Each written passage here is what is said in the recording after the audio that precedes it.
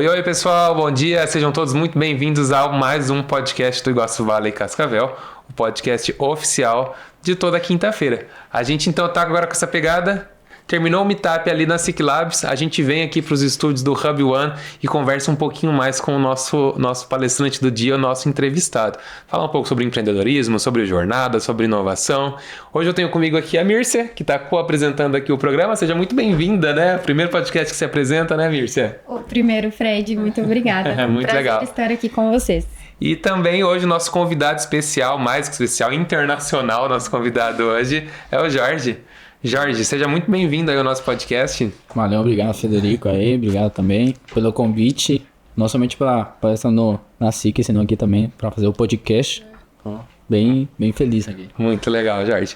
Jorge, começando contando um pouquinho sobre a tua jornada, cara, né? Claramente você já tá muito brasileiro, né? Já tá no Brasil há muitos anos, né? Então já diz até pra gente aqui que é corintiano, Mírcia. Pois é.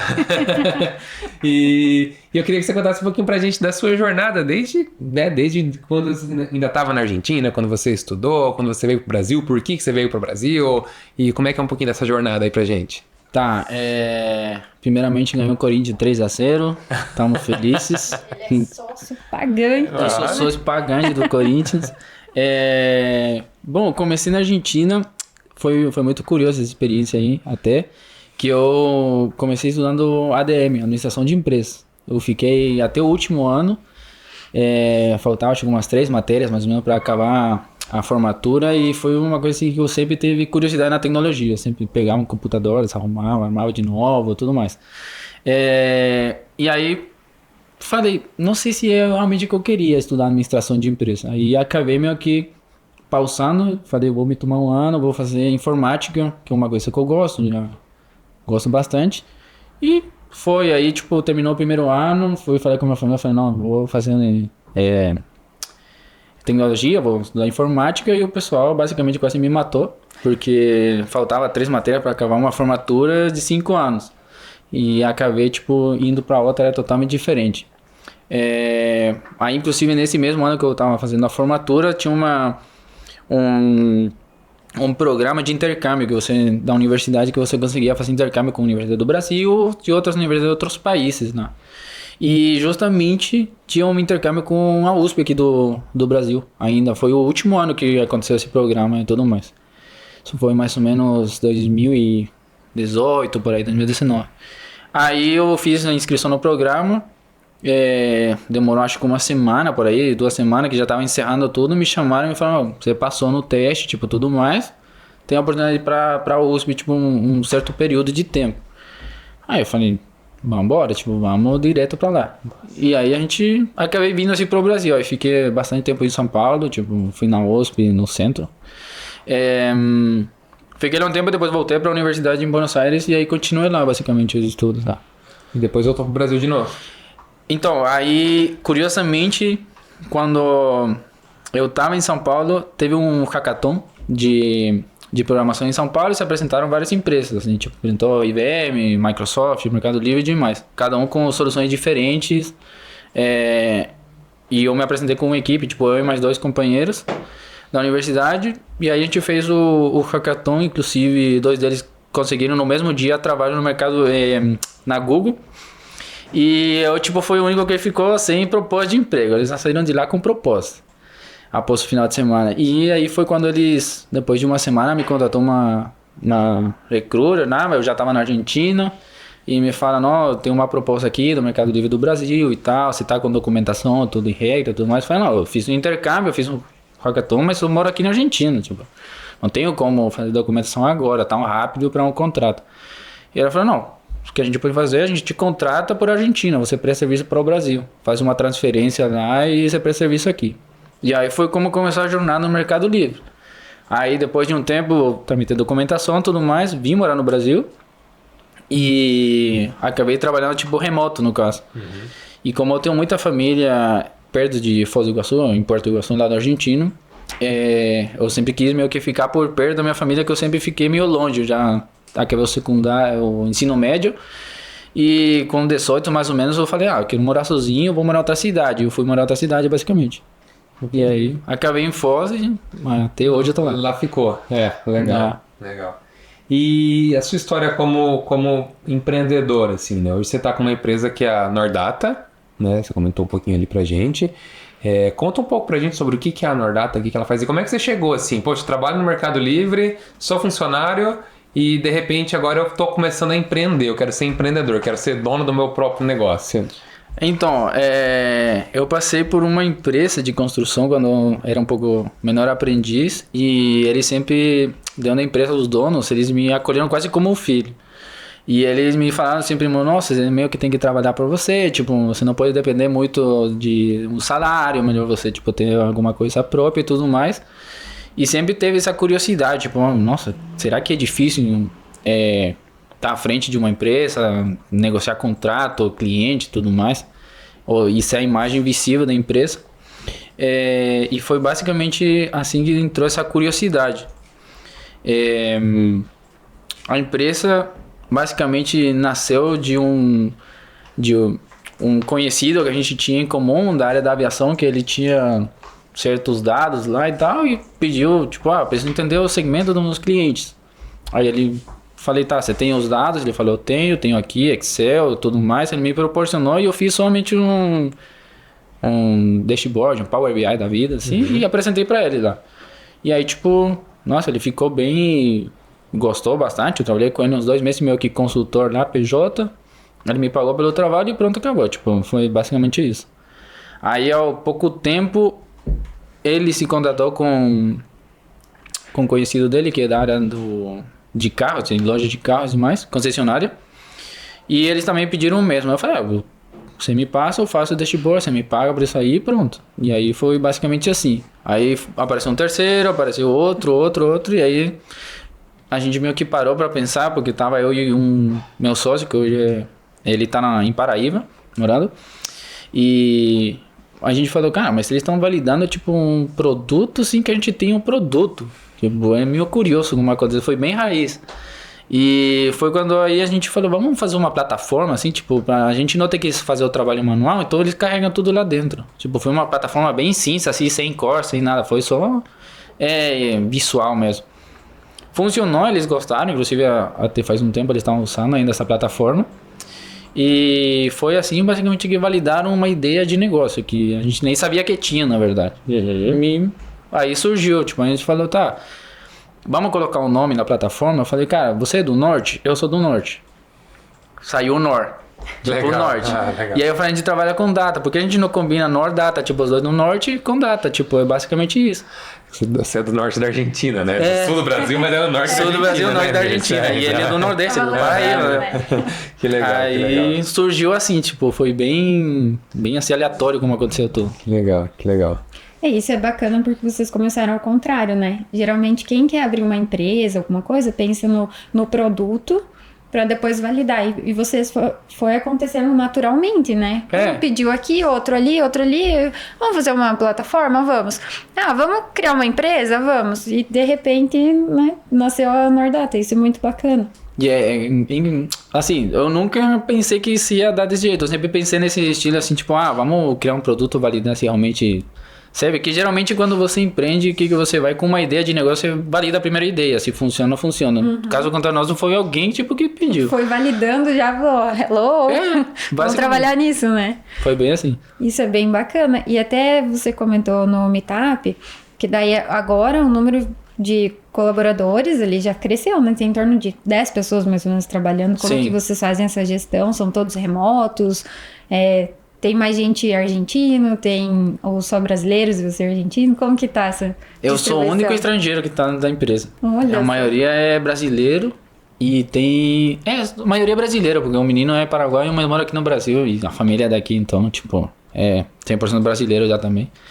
E a gente começou, eu e meu sócio, a gente criou toda a plataforma e tudo mais, depois a gente percebeu que precisava apoio e tudo mais.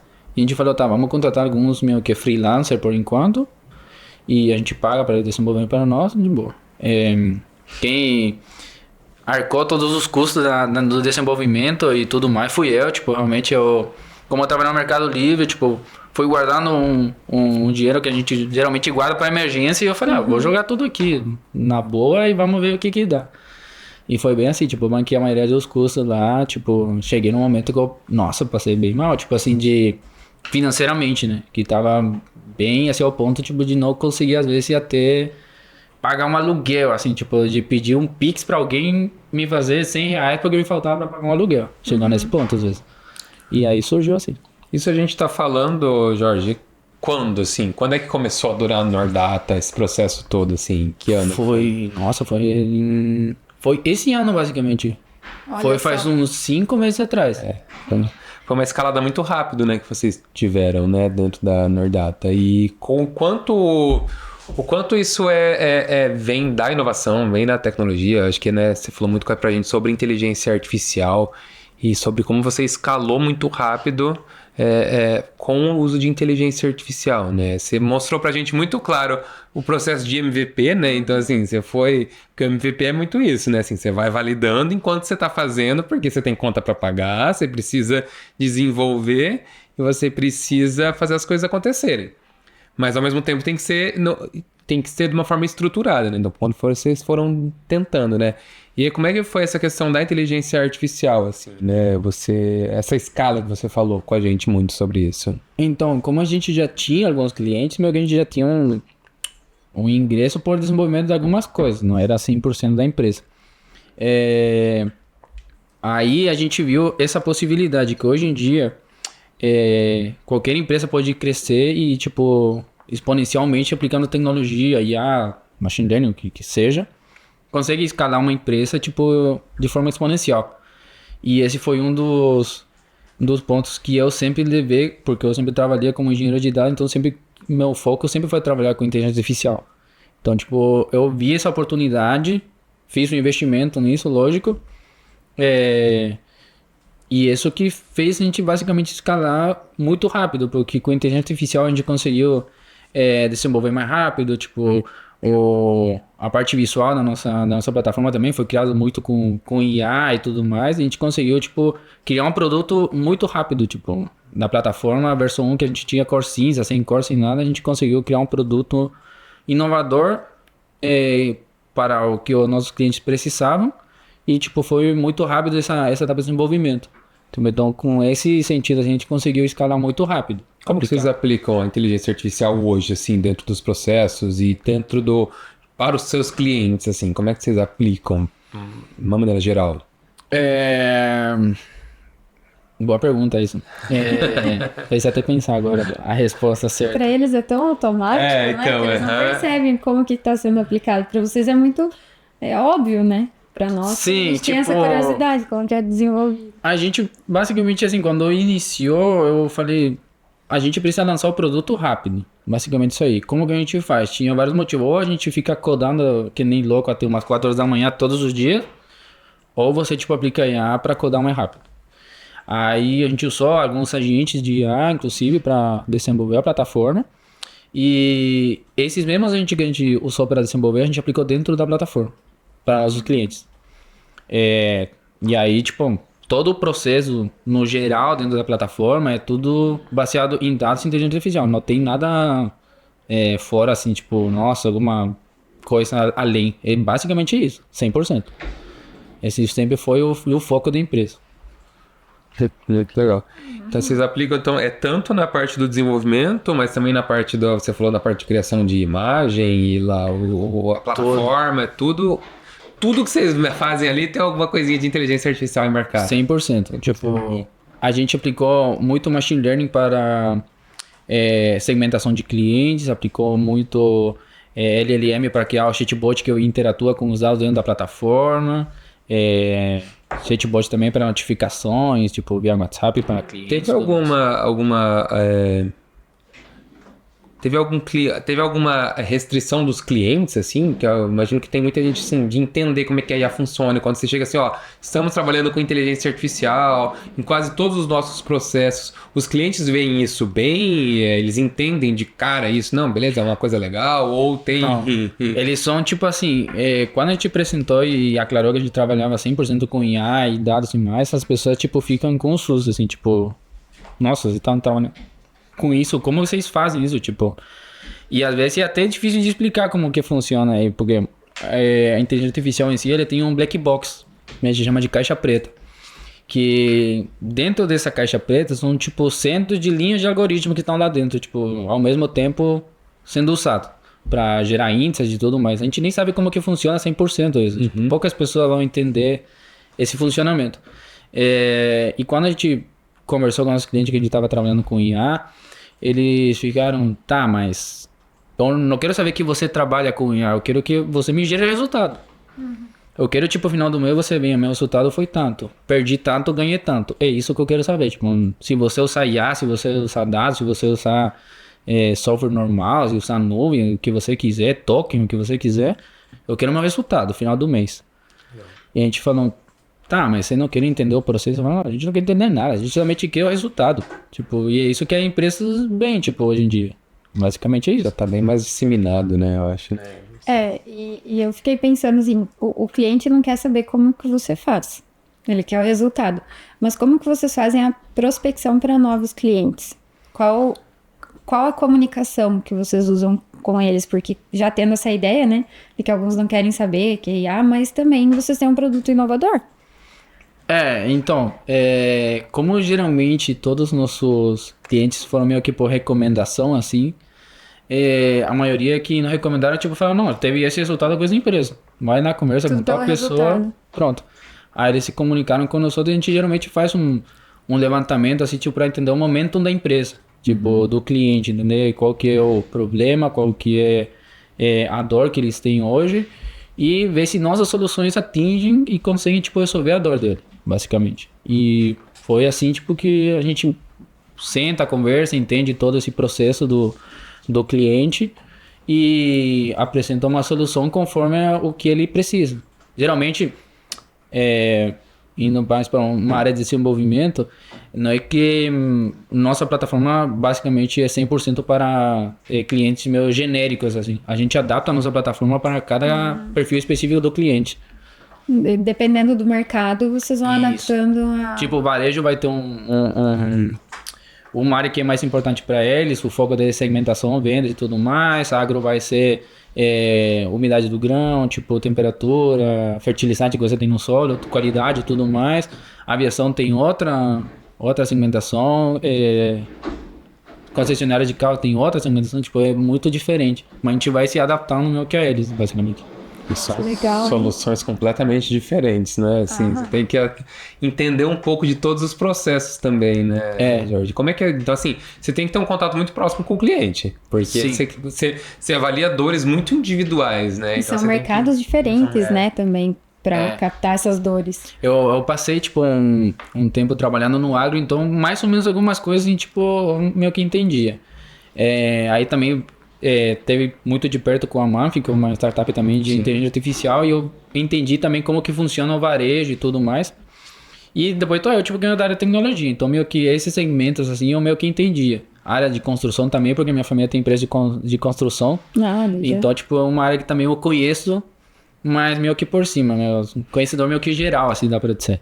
Mas tem outros focos que por aí se vier um cliente, eu tenho que entender muito bem e ter várias reuniões para entender bem qual que é o processo. Por exemplo, a área de saúde, uma área muito complicada. Tipo, eu nunca entrei nessa área, não conheço em específico. Conheço o básico que todo mundo conhece, mas não entendo os processos que tem dentro.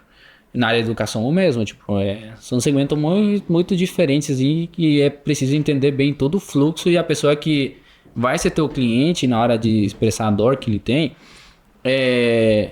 tem que ser, a gente tenta ser o mais detalhado possível no nosso trabalho, tipo, nesse primeiro momento, e ficar de perto. E também vocês vão definindo o público de vocês, né? Porque a área da saúde, será que faz sentido? Não faz? Às vezes o trabalho não é tão detalhado. Correr atrás, aprendeu tanta coisa nova, né? E ao invés disso, E vai o foco é um desafio muito grande, né, Jorge? Você tem que ter esse foco de poder saber para que caminho eu vou, para não crescer demais desordenado, né? Eu acho que essa ordenação... essa excelência também na entrega. E o que eu sinto agora, que parece que a gente tá falando de uma empresa que existe há muitos anos. E ela tá há 5 meses. E isso é fantástico, porque eu como empreendedora também, eu sinto isso, eu falo, poxa, quando que eu vou entrar nessa, né? Como que vai? Isso traz uma esperança para nós, porque as coisas vão acontecendo. Se você tiver o foco ali que vocês têm, né?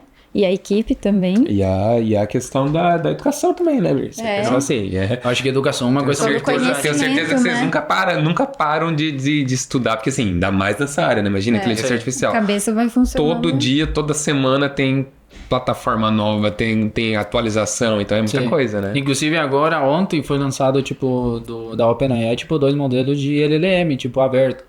E a gente já isso tá implementando, tipo, tá testando, ver como que a gente consegue aplicar esses modelos, tipo, nas nossas soluções. tem que testar. E a gente é muito, não sei se tem essa palavra em português, mas em espanhol tem, que se chama agnóstico, que você é muito agnóstico numa tecnologia. Então a gente lança uma tecnologia nova, tipo, algum dos colaboradores deve vir e falar, tem uma tecnologia tanto. Aí eu falo, bem, como dá para implementar isso, implementa, se dá certo, a gente implementa na plataforma. Se a gente falasse 2 anos atrás que ia estar se programando com IA, no começo muito programador torceu o nariz, né? Falava, não, eu sou raiz, né? Eu faço linha de código, ainda tem. né? Quero ficar até as 4 da manhã fazendo. E inclusive a gente também, tipo, no começo, na primeira versão da plataforma que a gente meio que trabalhava com IA, mas não tanto 100%, a gente ficava às vezes, tipo, até 4 horas da manhã codando, tipo, meu sócio falava, codei até 4 horas, 8 horas, continuava no mesmo ritmo que eu tava, tipo, já aconteceu de ficar também de um dia para outro, tomando energético, café, alguma coisa, você fica. E a evolução da IA foi muito rápida também, né? Então, assim, não dá para comparar aquilo que a gente tinha um ano atrás com aquilo que a gente tem hoje, agora, né? Então, assim, é tudo muito rápido, né? E todo dia, tipo, vai surgindo alguma coisa nova. Já é assim, tipo, hoje melhorou tal coisa, aí você já vai testando, e aí... Tem que atualizar. Exatamente, é bem nesse ritmo, assim. Você falou um pouquinho pra gente que você já trabalhou no agro, você falou da Manfin, que é uma outra startup aqui do nosso ecossistema. E como que é a tua relação com o ecossistema de inovação, com o Iguaçu Valley, assim? Quão importante tudo isso foi para você fazer parte disso tudo? O Iguaçu Valley aqui no oeste do Paraná, ele foi muito importante para nós aqui, tipo, para nos posicionar não somente dentro do ecossistema, que a gente sempre, da minha visão e do meu sócio, quando eu comentei do que era o ecossistema do Iguaçu Valley aqui no oeste do Paraná, ele falou, não, a gente tem que fazer parte e apoiar o ecossistema. Porque assim como no começo, a gente teve apoio também por parte de várias pessoas do ecossistema, tanto de Foz, como de Toledo e tudo mais, e aqui de Cascavel, a gente falou, a gente não pode fazer de olho fechado como que nada aconteceu. Realmente foi um apoio bastante grande daqui do ecossistema, e a gente leva o ecossistema tipo, bem de perto, no caso. Então a gente tá por dentro de tudo, tipo, tenta participar dos eventos, promover algum que outro evento, que você vai estar promovendo um evento de data, inclusive. E assim, a gente sempre fica por dentro de tudo que é o ecossistema. E o ecossistema aqui, tipo, é importante para os empreendedores, no caso, empreendedores e tudo mais, não somente pelas conexões, o networking e tudo mais, senão porque vai aportar muito valor, tipo, ao empreendedor. E essa cultura dos grandes a estarem apoiando os pequenos, dos parques tecnológicos, das incubadoras de empresa, né? Então acho que é uma conexão muito rica aí entre todo mundo, né? Isso é legal, né, Rips? E você está sempre aprendendo. Então, dentro do ecossistema, se você não sabe fazer alguma coisa, você vai procurar alguém que faça indicações ou até mesmo trocar ideias do mesmo segmento, né? Então, eu vejo aqui toda essa conexão. A gente tem vários atores aqui, vários players, né? Então, um vai complementando o outro também. Exatamente. Não é a gente aqui... Corre lá no Sebrae, está no Sebrae, corre ali na Unioeste, né? Indica aqui, vai lá, vem aqui. Falo, quantas vezes? Professora Piedade, ajuda aqui, professora.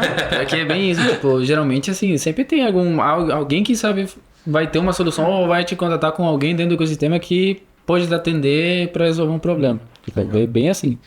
Isso que é importante, esse ecossistema assim para nós e tipo para os que são empreendedores novos que estão no ecossistema, sempre é bastante importante participar, no caso. Como a Mírcia disse, né? Parece que a gente está falando de uma empresa de 10 anos, não numa empresa de 5 meses. Até porque vocês já internacionalizaram também, né? Vocês já estão com clientes em diversos países aqui da América Latina. Conta um pouco pra gente quantos países vocês estão, como é que chegou nisso tudo também? Nossa, foi Foi legal isso, foi uma experiência bacana também, tanto pra mim, porque assim, como eu já trabalhei no Mercado Livre, eu tinha muito contato de outras empresas, então, tipo, meio que eu sabia ou mapeava algumas empresas que, alguma precisa, tem uma dor, tipo, similar, daria pra atender esse tipo de empresa, somente que tá no Brasil, ou tá na Argentina, vamos entender como que funciona tudo. E aí, como na maioria dos nossos clientes começaram na Argentina, e eu tava em Foz, me contataram, tipo, do Paraguai. Loja do varejo. Não vou citar nomes, senão vão me matar. Sim. Mas, sim, me ligaram e falaram, eu sei que você tem uma solução que por aí pode solucionar um problema que a gente tem. Controle de estoque. Falei, vamos marcar uma reunião, tipo, se a plataforma atinge vocês, tipo, e realmente nossa solução consegue resolver uma dor de vocês, para nós já é um partido ganhado, um jogo ganhado. Nas entrevistas, tipo, com os clientes, onde eu falo de entrevista com o cliente porque é uma entrevista a mais, tipo, quase como uma entrevista de emprego, basicamente. E foi no Paraguai o nosso primeiro cliente internacional, e ao pouco tempo, esse mesmo cliente do varejo nos contratou com uma empresa lá na Colômbia. E essa empresa da Colômbia depois acabou, tipo, faz pouco tempo, inclusive, assinando um contrato de parceria com a gente. Tipo, eles atendem real estate, construção de prédios, todo esse tipo de questões. E os clientes dessa empresa de real estate na Colômbia, eles têm clientes lá na Holanda e na Bélgica.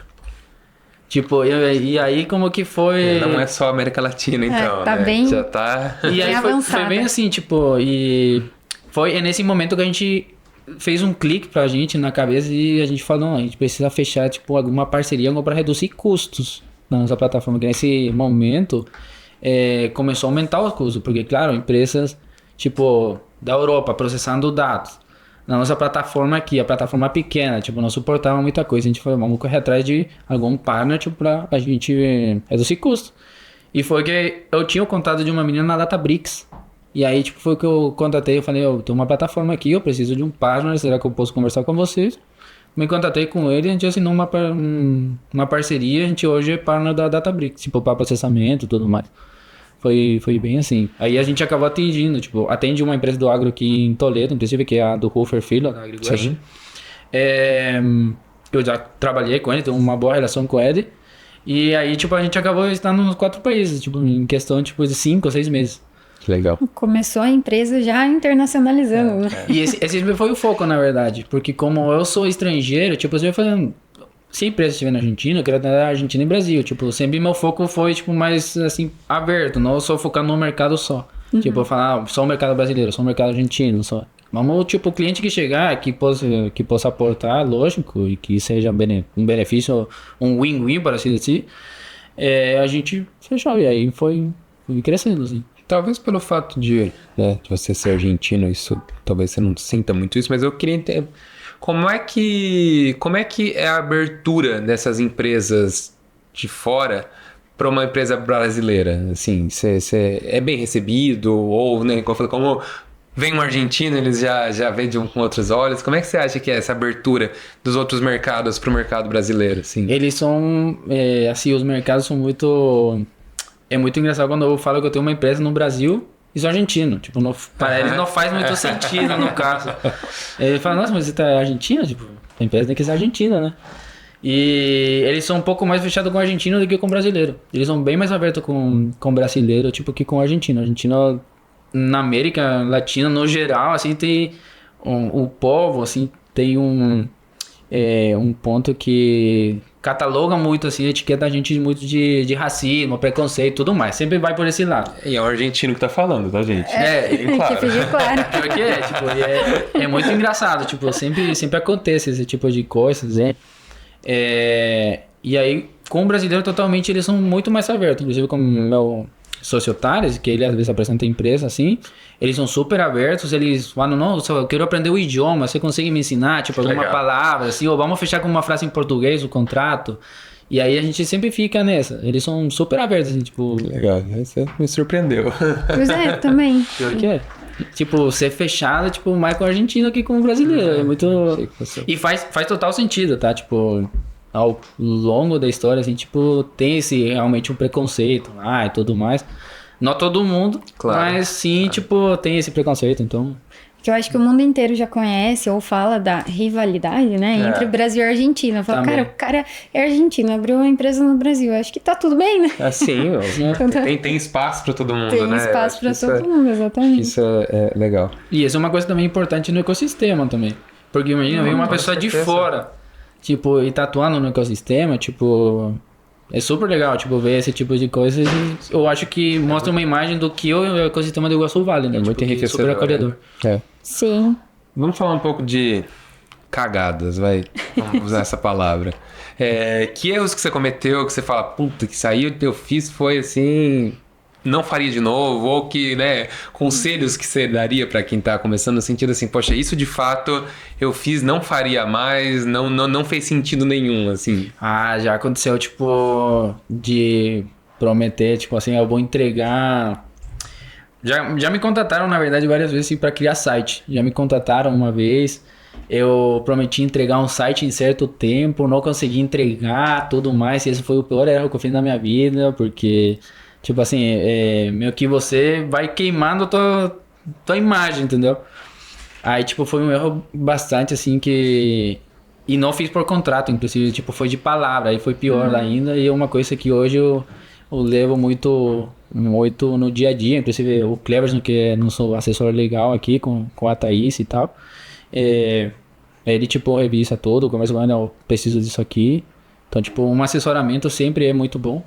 E é uma coisa que eu acho muito interessante. E outra cagada foi não ter me arriscado a fazer o projeto antes, na verdade.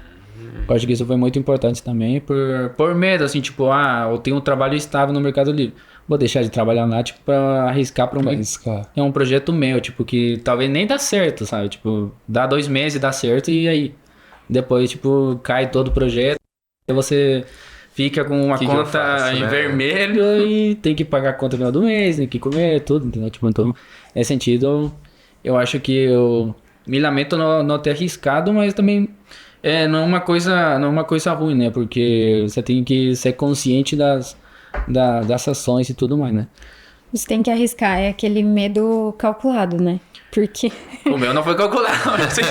mais ou menos calculado. Porque uma coisa que eu acho interessante do ecossistema é exatamente isso. Você conhece outras histórias e você incentiva outros empreendedores.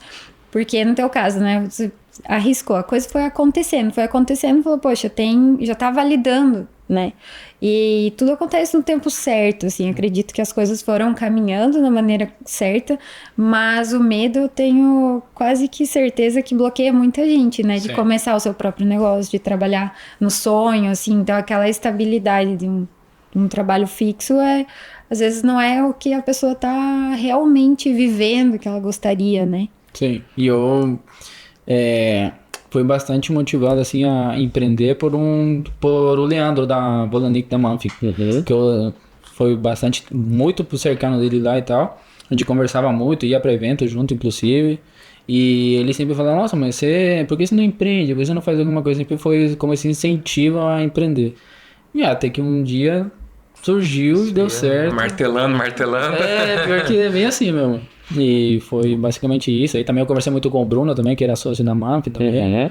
E eles, tipo assim, sempre incentivando a participar do ecossistema, de fazer projetos, de empreender e tudo mais. Então foi bem importante também essa parte dele, né? Legal. E tendo esses mentores, né? Esses pontos, essas conexões, né? Eu acho que tem gente que, mesmo sem saber, tá arrastando a gente, né? Só, pô, vai martelando ali até que chega Vai no momento que fala, incentivando. E é bem isso, né? legal. Então agora perguntas mais de umas respostas leves, assim, coisas mais leves pra gente saber, conhecer um pouco mais do Jorge, né? Tá. A gente teve essa visão ali do empresário, né? Tudo agora uma coisa mais suave. Um livro ou um podcast que te marcou, assim, dentro da tua jornada?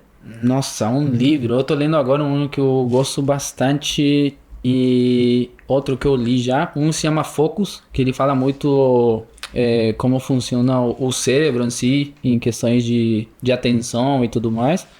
que eu acho muito, muito interessante. E tem um, deixa eu pesquisar aqui o nome, que eu tenho até a foto desse livro, que foi muito bom e eu não lembro o nome realmente de cabeça. Notícia boa, a gente tem que propagar. Então, Se chama A Próxima Onda, Inteligência Artificial, Poder. A Próxima Onda, o maior dilema do século XXI. Muito bom esses livros. É super recomendado assim, para a área da tecnologia, para entender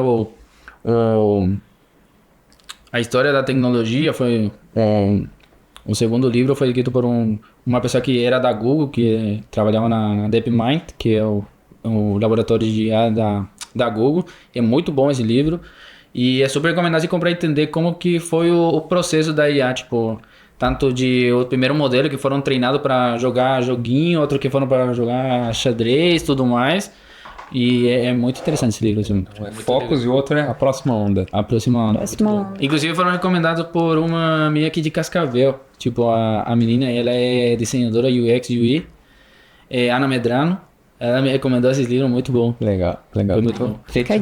Gente boa do ecossistema, todo mundo. Podcast, eu sou uma pessoa que eu escuto meio que variado. Tema geral, eu sigo muito o que é o Data Hackers aqui do Brasil, muito bom. Fala muito de inovação e tecnologia. E sigo bastante o podcast de Saia na Argentina, que é da Sociedade Argentina de Inteligência Artificial. É muito bom. Legal também. São dois que eu sigo bastante de perto. E eu agora tô em Iguaçu Vale Cascavel também. Agora eu Iguaçu Vale também. Ouve e indica o Iguaçu Vale. Com certeza. Legal, vai lá. E Jorge, uma inspiração empreendedora pra você? Uma inspiração, tipo, pessoa? Alguém que você... Foi o dono do Mercado Livre, foi o Marco Galperin. Olha, foi uma que pessoa que eu admirei muito tempo. Inclusive, quando eu comecei a trabalhar na tecnologia, sempre meu sonho foi trabalhar com ele. Ou na empresa dele, ou para ele, ou até limpando o chão na casa dele, se for preciso. Conseguiu trocar uma palavrinha com ele já? Consegui sempre. Ele esteve presente no evento do Mercado Livre Nexo, uma coisa era o evento que era para os vendedores, né, da loja do Mercado Livre, do e-commerce. Legal. E consegui, assim, trocar umas palavras e tudo mais. Tanto que hoje nossa empresa também está por dentro meio que do coisa do Mercado Livre. Muito curioso isso. E ele foi uma pessoa assim, que inspirou bastante. Que ele sempre... Uma das frases é que ele odiava a pessoa que não tomava risco. Aí eu sempre falo, nossa, mas... O cara tá falando que eu odeio as pessoas que não tomam risco, tipo... E eu sou uma pessoa que toma risco. Então, tipo... Vou conversar agora, trocar uma ideia. Ele deve gostar de mim, então. Na minha cabeça ele gostava. Não sei se gosta ou não, mas na minha cabeça ele gostava. Gostava até você conseguiu trabalhar, né? Realizar teu sonho ali. Cumpri meu sonho, tipo, que... Foi muito maneiro. Bom. E uma habilidade que todo empreendedor deveria desenvolver? Resiliência. Eu acho que esse é uma... Nossa, essa é uma palavra que se encaixa muito. Porque sem resiliência, hoje em dia, você não chega a nenhum lado.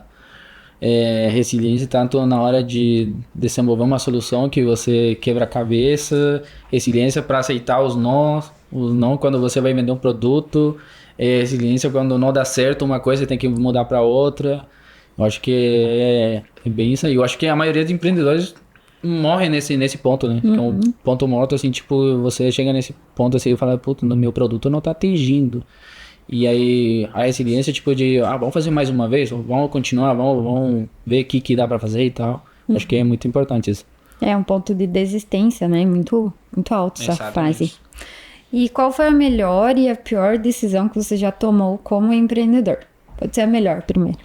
A melhor foi minha sociedade com o meu sócio, o Thales. Nossa, ele me dá uma visão, tipo, que eu não tenho. Eu falo uma coisa, ele vem com uma coisa contrária a mim, tipo, sempre, pra tudo. Tipo, eu falo, eu quero uma plataforma, ele fala, tá cheio de plataforma, vamos fazer outra coisa.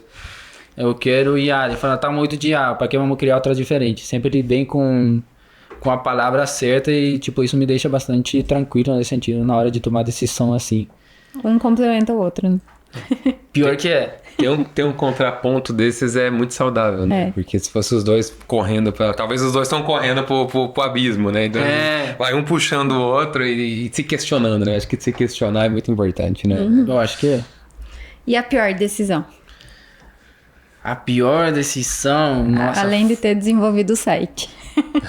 A pior decisão foi uma vez quando eu me vendi para uma empresa, tipo, eu queria trabalhar numa empresa americana que era Anthropic nesse momento, e eles falaram, nossa, eu preciso que tenha tal coisa, e eu falei, não, eu faço tudo lá.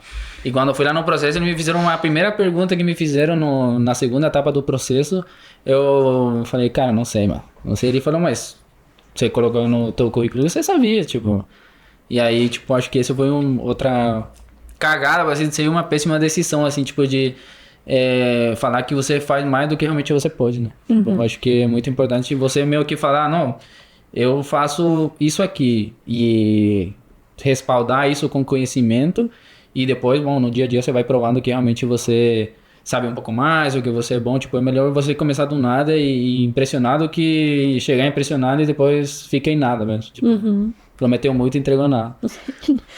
E se pudesse jantar com um empreendedor, quem seria? Vivo ou morto? Se uma figura. Empreendedor, eu acho que seriam duas pessoas, na verdade.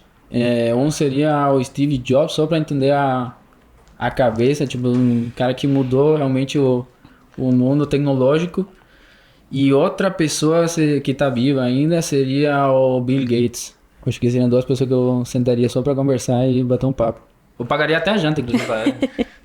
Ficaria pobre, né, mas... Vai ser uma janta cara. É uma janta cara, mas que valeria a pena. Legal. E Jorge, um hábito que mudou sua rotina para melhor? Um hábito que mudou minha rotina?